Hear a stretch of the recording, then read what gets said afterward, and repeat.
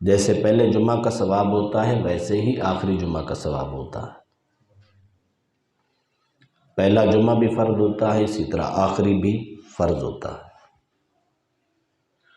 ہمارے پاکستان اور ہندوستان میں اس جمعہ کو جمعۃ الوداع کے نام سے بولا جاتا ہے،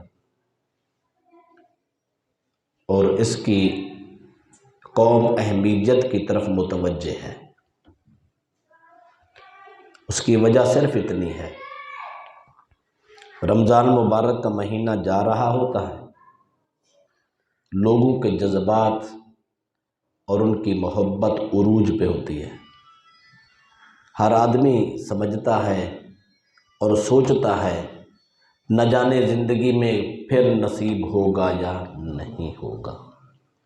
تو اس نظریے سے ہر کس نہ کس جمعہ ضرور پڑھتا ہے، ہر چھوٹا بڑا جذبے سے آتا ہے۔ باقی جمعہ کی بنسبت جمعۃ الوداع میں مساجد میں رونق زیادہ ہوتی ہے۔ دوسری حکمت اس کی یہ بھی ہے، 20-25 روزے انسان رکھ چکا ہوتا ہے، تو انسان کا اندر کافی حد تک دھل چکا ہوتا ہے۔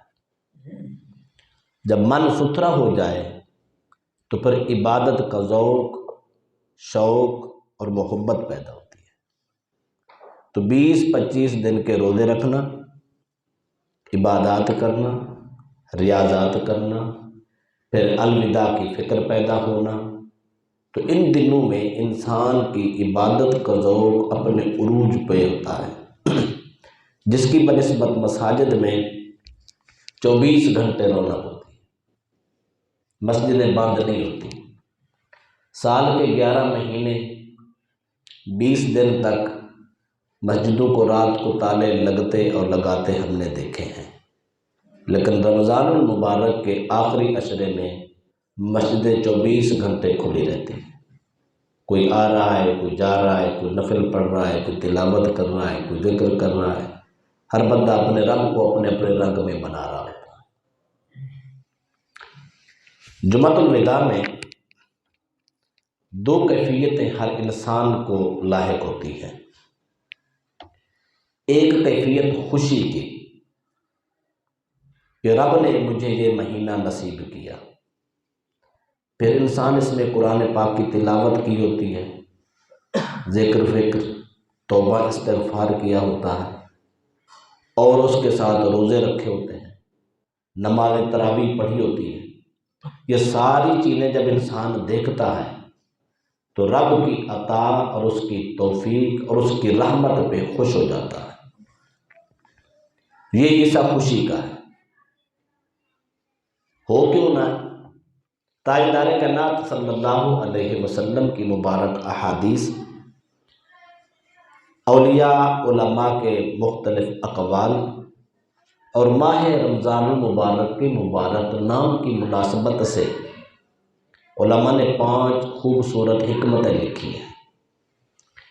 اللہ پاک نے اس مہینے کا نام رمضان خود رکھا ہے، جس مہینے کو شرف حاصل ہے۔ باقی مہینوں کا نام دنیا نے رکھا ہے، اس مہینے کا نام خود مولا نے رکھا ہے۔ اس ماہ مقدس کا نام ہے رمضان۔ اس میں 5 حروف ہیں، را، میم، ضاد، الف، نون۔ اللہ کے نبی نے فرمایا جس طرح اس ماہ مقدس کے نام کی ترتیب ہے، رب کے اسی طرح اس مہینے میں 5 انعام ہوتے ہیں۔ پہلا حرف ہے را، را سے بنتی ہے رحمت۔ تو نبی اکرم صلی اللہ علیہ وسلم نے اشارہ فرمایا اولہ رحمت، اس مہینے کے پہلا حصہ رحمت ہی ہے۔ اور دوسرا حرف ہے اس میں میم، میم سے بنتی ہے مغفرت۔ نبی اکرم صلی اللہ علیہ وسلم نے خود فرمایا وَأَوْسَطُهَا مَغْفِرَةٌ، اس ماہ مقدس کا درمیانہ عشرہ مغفرت اور بخشش کا ہے۔ ماہ مقدس کے نام میں تیسرا حرف ہے ضاد، اردو میں بولے تو بنتا ہے زواد۔ زواد کا مطلب ہوتا ہے ضمانت۔ اللہ کے نبی نے فرمایا وآخرہ عتق من النار، اس ماہ مقدس کا آخری اشارہ یہ جہنم سے ضمانت اور نجات کا ہے۔ چوتھا حرف ہے اس کا الف۔ الف کا مطلب ہوتا ہے اجر، انعام۔ اللہ کے نبی نے خود فرمایا الصوم لی وانا اجزی بہ، اللہ فرماتا ہے روزہ میرے لیے ہے، اس کا انعام میں خود عطا کروں۔ پانچواں حرف اس ماہ مقدس کا ہے نون۔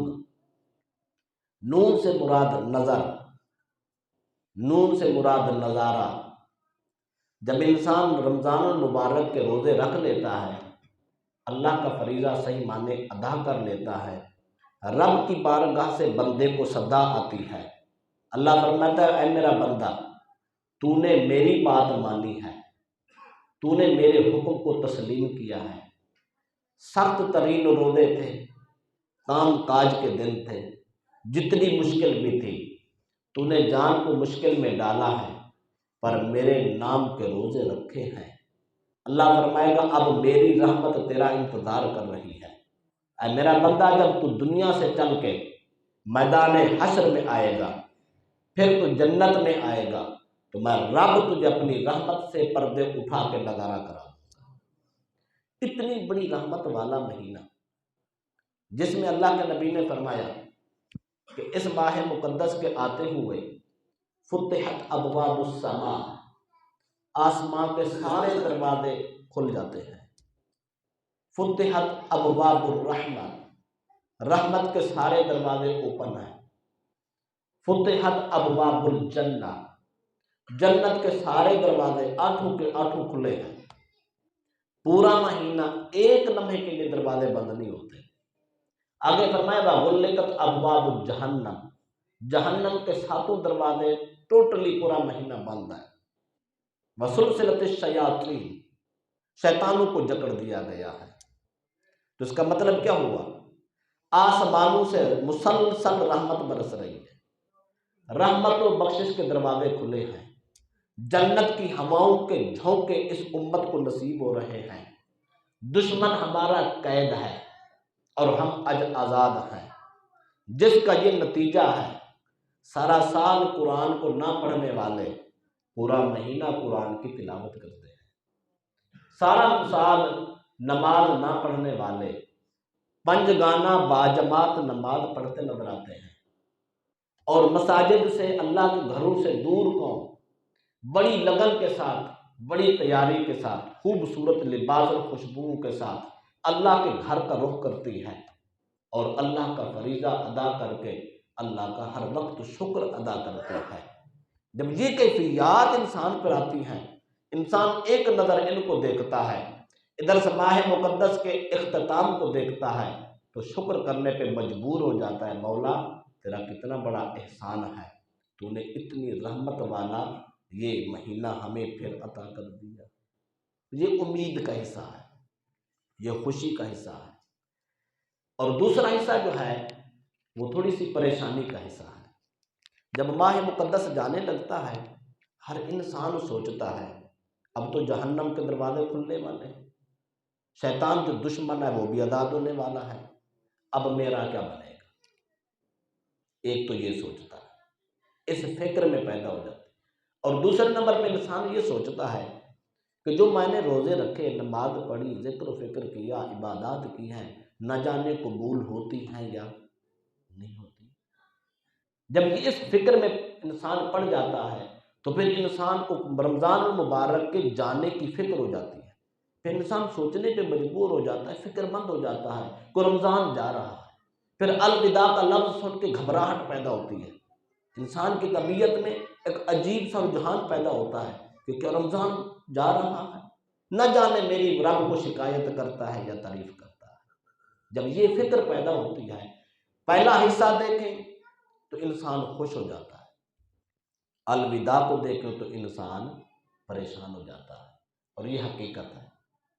یہ دو کیفیتیں جس مسلمان کو نصیب ہو جائیں اس آدمی کی کامیابی کی نشانی ہے۔ رب کی رحمت کی امید، عذاب سے خوف، یہ دو چیزیں انسان کو مل جائیں تو انسان ساری زندگی اپنی زندگی کا راستہ ہموار کر لیتا ہے، اپنی زندگی کا تعین کر لیتا ہے کہ میں نے جانا کدھر ہے۔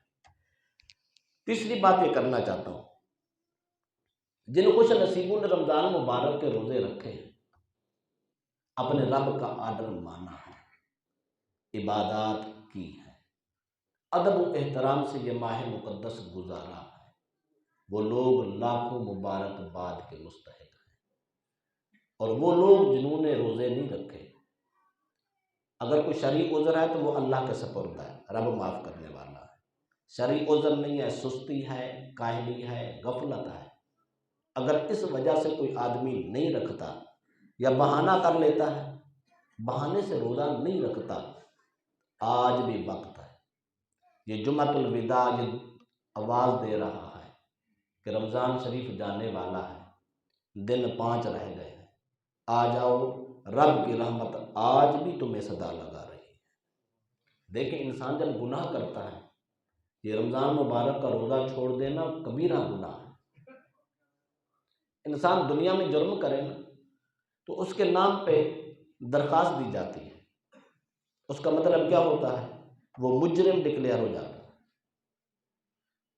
اب اس کی گرفتاری کے وارنٹ جاری ہونے کے چانس بڑھنا شروع ہو جاتے ہیں۔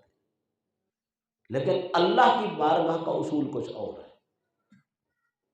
دیکھیں انسان دنیا میں جرم کرے، درخواست کوئی دیتا ہے، گرفتار کوئی کرتا ہے، اس کو آزاد کوئی اور 3% آدمی کرتا ہے، عدالت تک جانا پڑتا ہے، پھر جا کے جان چھوٹتی ہے۔ ہاں اگر انسان اقبال جرم کر لے، اعتراف جرم کر لے کہ میں نے کیا ہے، پھر جج سے بھی جان نہیں چھوٹتی، سزا بھگتنی پڑتی ہے۔ یہ دنیا ہے، لیکن دین یہ نہیں ہے۔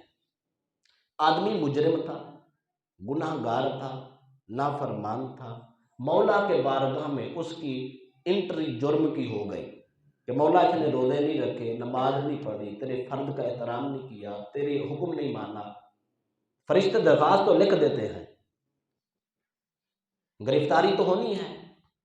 اگر انسان اللہ کی بارگاہ میں اعتراف جرم کر لے، اقبال جرم کر لے، سر سجدے میں رکھ کے رب سے کہہ دے مولا واقعی میرے سے جرم ہوا ہے، اللہ فرماتا ہے کسی تیسرے نے نہیں چھوڑنا، پکڑنے والا بھی میں تھا، چھوڑنے والا بھی میں۔ اے میرا بندہ کوئی بات نہیں، تو بھول گیا تھا، اب تجھے راستہ مل گیا ہے، تو بھٹک گیا تھا، اب تو سمر گیا ہے، تو راستہ بدل چکا تھا، اب تو پھر راہ راست پہ آ گیا ہے۔ تو اللہ فرماتا ہے گھبرانے کی ضرورت نہیں ہے، دنیا کے قانون میں گنجائش نہیں ہے، قدرت کے کارخانے میں کمی نہیں ہے۔ اللہ کی رحمت انسان کو اٹھا کے اپنے قریب کر لیتی ہے۔ اللہ فرماتا ہے آ جا، 25 دن روزے نہیں نہ رکھے، اگر تو آج بھی روزے رکھنے شروع کر دے، آج بھی رب کو منانا شروع کر دے، رب تیرے گناہوں پہ معافی کا قلم پھیرنے کے لیے آج بھی تیار۔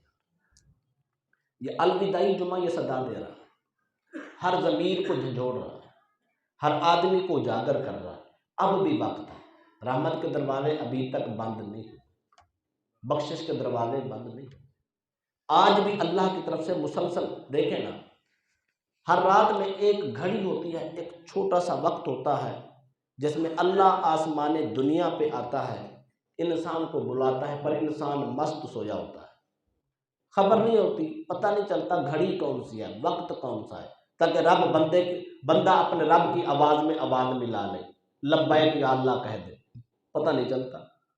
رمضان مبارک اتنی بابرکت مہینہ ہے، صبح سے شام تک، شام سے پھر صبح تک 24 گھنٹے رب کی رحمت آسمان دنیا پہ رہتی ہے، 24 گھنٹے۔ پھر مزے کی بات سن، رمضان مبارک میں اور اس کے علاوہ بھی ہم کھانا کھاتے ہیں، 11 مہینے جو کھانا کھاتے ہیں اس کا حساب ہوتا ہے۔ رمضان مبارک کا نہ سحری کا حساب ہے نہ افطاری کا حساب، سحری بھی رحمت ہے، افطاری بھی رحمت ہے، جتنی کھا لے کوئی حساب نہیں، بلکہ یہ شفا ہے۔ وہ اتنی بڑی رحمت والا مہینہ ہم سے جدا ہونے جا رہا ہے۔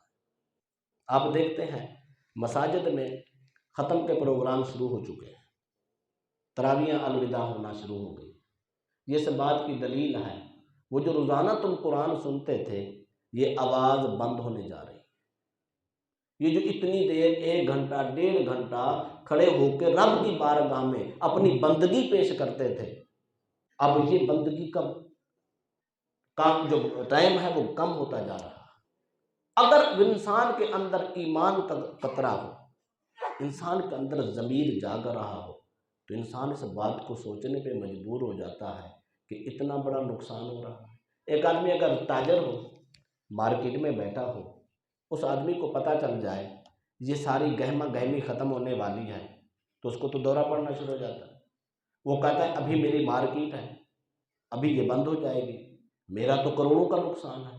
دنیا کے نقصان کا پتہ چل جائے تو انسان اپنے آپ سے باہر ہو جاتا ہے، جذباتی ہو جاتا ہے، اور بھائی یہ دین کا نقصان ہو رہا ہے، رحمت کے دروازے بند ہونے والے، اس کے بارے میں بھی ہمیں سوچنا ضروری ہے۔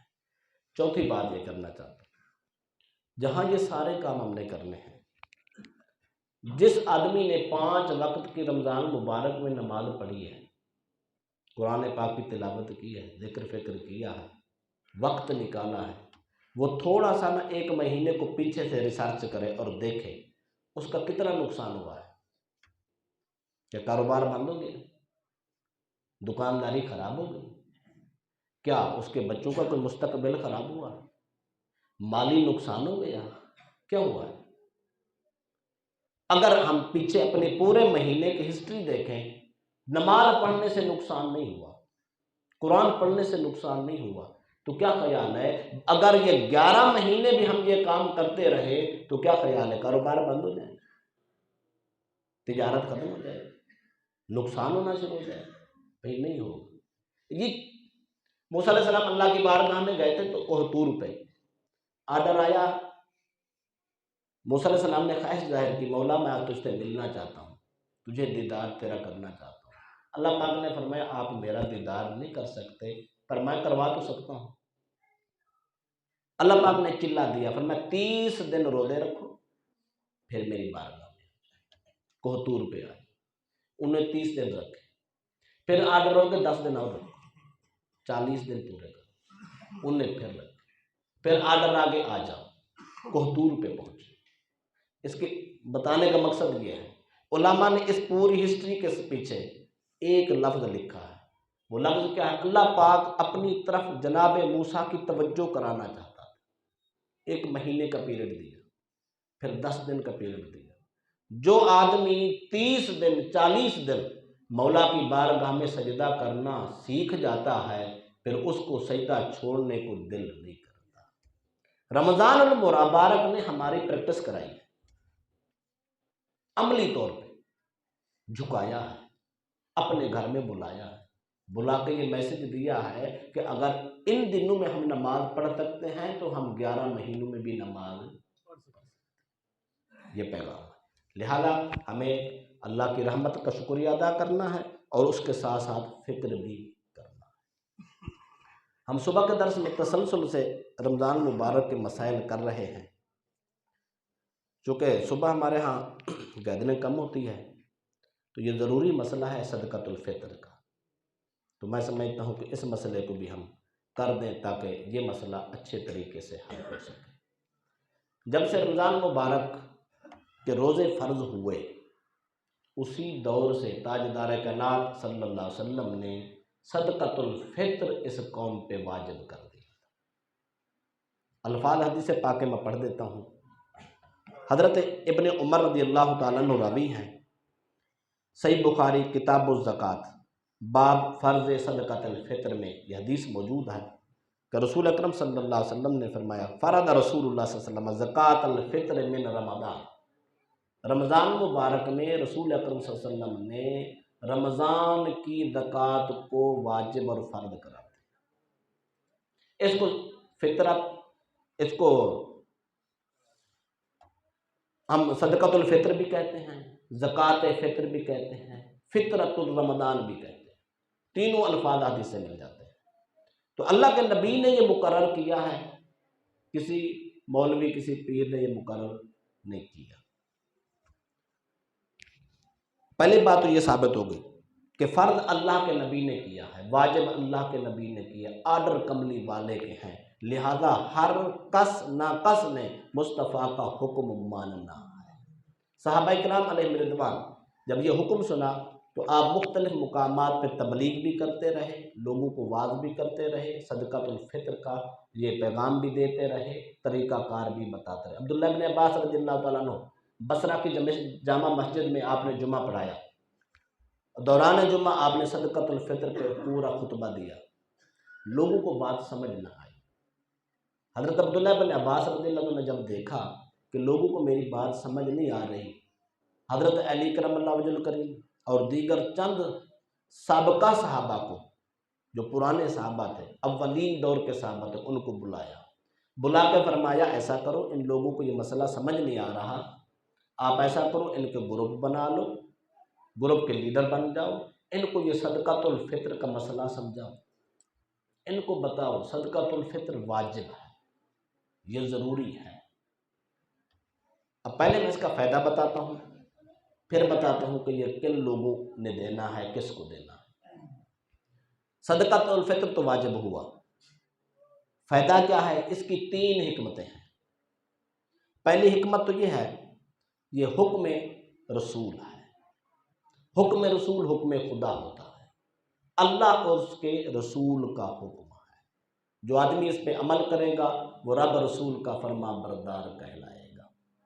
نمبر 2، دوسری حکمت صدقۃ الفطر کی یہ ہے، روزے کا فلسفہ ہے تقویٰ اور پرہیزگاری، لیکن انسان ہے، ہم نبی تو ہیں نہیں، فرشتے بھی نہیں، لہذا عام انسان سے غلطی کا امکان کافی حد تک ہے، روزے بھی رکھتے ہیں پھر بھی غلطی کمی کوتاہی ہوتی رہتی ہے۔ وہ جو تقوی کا کمال ہے جو رب دینا چاہتا ہے وہ کہیں نہ کہیں کم رہ جاتا ہے۔ تو اللہ کے رسول نے فرمایا صدقہ فطر دے کر وہ روزے کی حالت میں چھوٹی موٹی کمی بیشی جو ہوتی رہی ہے، کہیں لغزش ہوتی رہی ہے، کہیں بد زبانی ہو گئی، کہیں غیبت ہو گئی، کہیں شکوہ ہو گیا، کہیں کسی کے ساتھ اونچی آواز ہو گئی، کسی کی بے ادبی ہو گئی، کوئی ایسے مسائل ہو گئے، اس سے جو کمی پیدا ہوئی ہے صدقۃ الفطر دینے سے وہ کمی پوری ہو جاتی ہے۔ 2 باتیں۔ نمبر 3، صدقۃ الفطر دینے سے مفلس، غریب، مسکین، نادار، یتیم اور بیواؤں کی عید خوشحالی کے ساتھ ہو جاتی ہے، غریبوں کی خدمت میں ہے۔ چوتھی حکمت بھی سن، چوتھی حکمت اس کی یہ ہے، الترغیب و ترہیب میں امام منذری نے ایک روایت نقل کی ہے کہ انسان جب روزے رکھتا ہے تو یہ روزہ زمین اور آسمان کے درمیان معلق رہتا ہے، لٹکا رہتا ہے، یہ مقام قبولیت تک نہیں پہنچتا، کمی کوتاہی کی وجہ سے، لغزش کی وجہ سے۔ جب انسان صدقۃ الفطر ادا کرتا ہے اللہ اس صدقے کا صدقہ ان روزوں کو مقام اجابت و قبولیت میں پہنچاتا ہے۔ 4 حکمتیں، اللہ رسول کا حکم مانا جائے گا، مسکینوں غریبوں کی خدمت کی جائے گی، روزوں میں کمی کوتاہی جو ہوگی وہ زائل ہو جائے گی، یہ روزے مقام قبولیت و اجابت کو پہنچ جائے گی۔ اب رہ گیا کہ صدقۃ الفطر کس کس نے دینا۔ اللہ کے نبی نے جو ارشاد فرمایا وہ الفاظ سن لیں۔ تاجدار کنا صلی اللہ علیہ وسلم فرماتے ہیں ساء من تمر او ساء من شعیر علی العبد والحر والذکر والانثی والصغیر والکبیر من المسلمین۔ کافروں پر صدقہ فطر نہیں ہوتا چونکہ ان پر روزے فرض نہیں، مسلمانوں پر ہے، مرد پر، عورت پر، چھوٹے پر، بڑے پر، غلام پر، آزاد پر، ہر شخص پر صدقۃ الفطر دینا واجب ہے۔ اب اس میں یہ سوال پیدا ہوتا ہے کہ جب سب نے دینا ہے تو لے گا کون؟ دینا کس کو ہے؟ اور جب مرد نے بھی دینا ہے، عورت نے بھی دینا ہے، چھوٹے نے بھی دینا ہے، بڑے نے بھی دینا ہے، غلام نے بھی دینا ہے، آزاد نے بھی دینا ہے، تو پھر کون لے گا؟ ابو داؤد شریف کی روایت میں ابھی تھوڑی دیر پہلے پڑھ رہا تھا، اس میں بڑی خوبصورت بات ملی۔ اللہ کے نبی نے فرمایا جب امیر دیتے ہیں، امیروں کا مال پاک ہوتا ہے، روزے مقام اجابت کو پہنچتے ہیں، غریبوں کی خدمت ہوتی ہے۔ اگر غریب بھی اپنے نام کا صدقہ فطر دے، اللہ تعالیٰ اس کو 10 گنا عطا کرتا ہے۔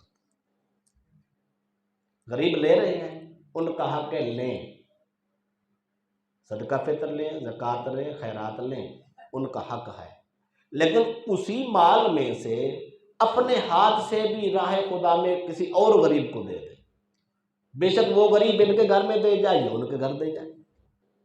اپنے ہاتھ سے دینا غریب بھی سیکھیں تاکہ ان کے رزق میں مزید برکت ہو۔ یعنی رب غریب کا 10 گنا فائدہ کرنا چاہتا ہے، اس لیے حکم ہے غریب بھی دے سکتا ہے۔ اگر نہیں دے گا، غریب پر واجب نہیں ہے، امیر پر واجب۔ اب رہ گیا کس کس آدمی پر صدقہ فطر واجب ہے؟ بھئی جس آدمی پر زکوٰۃ واجب ہوتی ہے، ہر اس آدمی پر صدقۃ الفطر واجب ہے۔ یہ آسان اصول ہے۔ اگر کوئی آدمی گنتی کرنا چاہے تو اس کا ایک طریقہ یہ ہے، 52.5 تولے چاندی کی قیمت، 7.5 تولے سونے کی قیمت۔ یہ 52.5 تولے چاندی کی قیمت آج کے ریٹ کے مطابق 1,45,220 روپے ہے۔ میں پھر بول دیتا ہوں، 1,45,220 روپے۔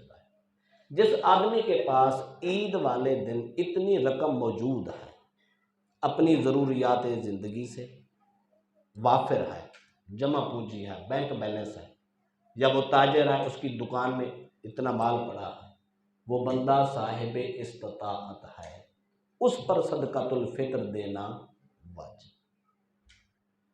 سونے کی کریں گے تو وہ زیادہ ہو جائے گا، تقریباً 15 لاکھ کے قریب ارد گرد بن جائے گا۔ سب سے کم جو نصاب ہے وہ چاندی کا ہے۔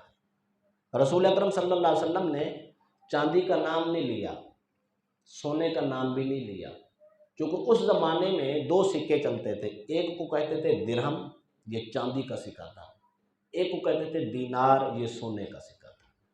رسول اکرم صلی اللہ علیہ وسلم نے چاندی کے 200 درہم مقرر کیے تھے اور سونے کے 20 دینار صدقہ فطر مقرر کیے تھے۔ جب اس کو ریٹ میں اور اس میں چاندی سونے کی قیمت میں لایا گیا اور اس کی مقدار دیکھی گئی تو وہ 20 جو سونے کے دینار تھے وہ 7.5 تولے وزن بنا، اور جو 200 درہم تھے وہ اس وقت 52.5 تولے کا وزن بنا۔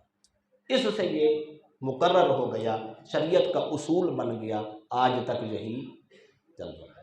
حالانکہ آج کل درہم اور دنانیر جو ہے نا وہ چینج ہو چکے ہیں، کاغذوں میں آ چکے ہیں، لیکن اس کی بنیاد رسول اللہ صلی اللہ علیہ وسلم کے اصل زمانہ سے، اس وقت سے جو کچھ طے ہوا اسی کو اصول بنایا گیا، اسی اصول کے تحت آج بھی امت چل رہی ہے۔ کیوں؟ نبی اکرم صلی اللہ علیہ وسلم کا ہر عمل اس قوم کے لیے ہدایت ہے، اس ہدایت کے تحت ہی چل رہا ہے۔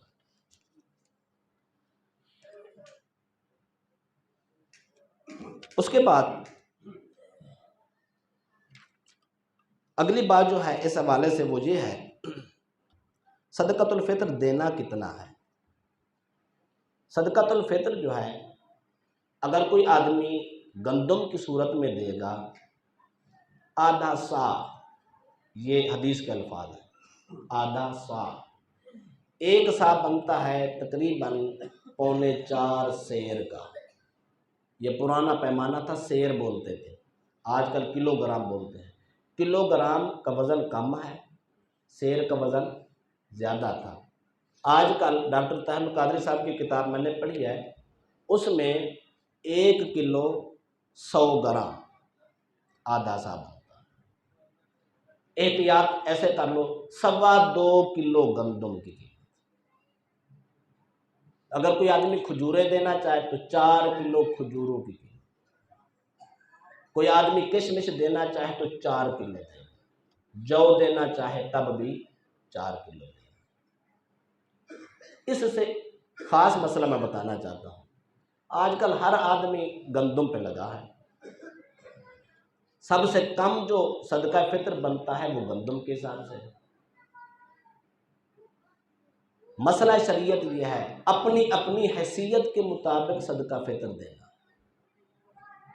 ایک آدمی کروڑوں پتی ہے، وہ بھی گندم کے حساب سے دے، ایک آدمی مزدور ہے وہ بھی گندم کے حساب سے دے، پھر غریب کی خدمت تو نہ ہوئی۔ حکم یہ ہے جو غریب طبقہ درمیانہ آدمی ہے وہ گندم کے حساب سے دے، جو سرمایہ دار مالدار وسعت رکھتا ہے طاقت رکھتا ہے وہ 4 کلو کھجوروں کا حساب دے یا جو کا حساب دے یا کشمش کا حساب دے۔ اگر آپ کشمش کا حساب دیں نا 4 کلو 3500 روپیہ بنتا، 3500 روپیہ ایک آدمی کا صدقہ فطر ہے امراء کے لیے۔ کھجوروں کا حساب کریں تو 1950 بنتے ہیں، جو کا حساب کریں تو یہ تقریباً میرے خیال 450 کے قریب بنتے ہیں۔ گندم کا حساب کریں جب 2.25 کلو کا حساب کریں گے، گورنمنٹ کا تو بیڑا ویسے ہی غرق ہو گیا، اس نے زمیندار کے ساتھ ظلم ہی کیا ہے۔ اگر وہ ریٹ دیکھیں تو یہ بن جائے گا 2 سے 2.25۔ لیکن جو ہمارے ہاں جو فتویٰ چل رہا ہے وہ غالباً لاہور یا کراچی کا چل رہا ہے، چونکہ وہاں آٹا بکتا ہے، وہاں گندم نام کی چیز نہیں ہے۔ علماء نے اپنے شہر کے مقررہ ریٹ کو دیکھ کر ان نے فتویٰ دے دینا ہوگا۔ 300 320 شہروں میں ریٹ اتنا ہے آٹے کا، اسی حساب سے یہ شائع ہو گیا ہے 300 یا 320 روپے فی کا صدقہ فطر دینا۔ اگر کوئی آدمی اپنے علاقے کا حساب کرے تو صدقہ فطر ادا ہو جائے گا۔ ایک خاص مسئلہ اور بھی سنیں، ہمارے لوگ جو آؤٹ آف کنٹری ہیں وہ بھی فون کرتے ہیں، کہتے ہیں ہم نے صدقہ دینا ہے، صدقہ فطر دینا ہے، یہاں تو لینے والا کوئی نہیں، ہم پاکستان میں دینا چاہتے ہیں، بتاؤ کیسے دیں؟ ماشاءاللہ وہ بھی 200 ہی دے رہے ہیں، بڑی خوشی والی بات۔ امریکہ میں بیٹھا ہے آدمی وہ بھی 200 کا صدقہ دے۔ حکم شریعت یہ ہے جس آدمی نے صدقہ فطر دینا ہے جہاں رہ رہا ہے، جہاں اس کی رہائش ہے، جہاں اس کا کاروبار ہے، جہاں وہ اس وقت زندگی گزار رہا ہے، رمضان مبارک کے روزے جہاں رکھ رہا ہے، اسی علاقے کے حساب سے دے گا۔ اگر ایک آدمی امریکہ بیٹھا ہے تو امریکہ میں وہ کھجور کا ریٹ پوچھے گا، امریکہ میں گندم کا ریٹ پوچھے گا، اس کے مطابق وہ اپنا صدقہ فطر ادا کرے گا۔ اس کی مرضی وہاں کسی کو دے دے، اس کی مرضی یہاں کسی کو دے دے، اس میں کوئی حرج نہیں۔ فقیر کو دینا ہے، غریب کو دینا ہے، وہاں نہیں ملتا تو یہاں دے دے، غریب کو دینے میں کوئی مسئلہ نہیں۔ لیکن جو آدمی جس ملک میں رہتا ہے، جس کنٹری میں رہتا ہے، وہاں کا گندم کا دینا ہے تو وہاں کی گندم کا ریٹ ہوگا، کھجور کا دینا ہے تو وہاں کی کھجور کا ہوگا۔ لہذا یہ نہیں ہے کہ ایک آدمی کینیڈا سے کمائی کر رہا ہے جناب صدقہ فطر دینے کی باری ہے تو منہ موٹا کر لے، لو بھی میرے نام کا بھی 200 دے دینا، کیا کمال۔ ایسا نہیں کرنا، یہ غریبوں کا حق ہے، کھول کے دینا چاہیے۔ اگلی بات کرنا چاہیے، صدقہ فطر کس کس نے دینا ہے؟ میں نے حدیث پڑھ دی ہے، مرد بھی دے گا عورت بھی دے گی، اس میں بڑا بھی دے گا چھوٹا بھی دے گا، حتیٰ کہ یہ صبح عید والے دن صبح صادق ہوتے نا اذان فجر کا ٹائم، اذان فجر سے لے کر عید کے وقت تک یہ جو دورانیہ ہے نا، 2 گھنٹے بنے 4 بنے 5 بنے، اس وقت صدقہ فطر واجب ہوتا ہے۔ کوئی آدمی پہلے دینا چاہے تو یہ افضل ہے۔ صحابہ کرام علیہ رضوان 2 دن پہلے دے دیتے تاکہ غریبوں کی عید ہو سکے، بلکہ نبی اکرم صلی اللہ علیہ وسلم نے یہاں تک فرمایا، سرکار نے فرمایا غریبوں کو اتنا دو کہ وہ عید والے دن غنی ہو جائیں، ان کو مانگنے کی ضرورت ہی نہ پڑے، وہ کسی کے گھر نہ دیکھتے رہے کوئی ہمارے گھر عیدی بھیجے گا، نہیں، اس کو عید سے پہلے غنی کر دو، اتنا مال دے دو کہ وہ گھر میں بیٹھا خوش ہو اور کہے مجھے مانگنے کی ضرورت ہے۔ غریبوں سے بھی ایک جملہ میں کہنا چاہتا ہوں، وہ بھی صرف عادت نہ بنا لیں، مانگنا ہے تو پھر مانگنا ہی ہے، نہیں، ضرورت ہو تو مانگنا چاہیے، ضرورت نہیں ہے تو نہیں مانگنا۔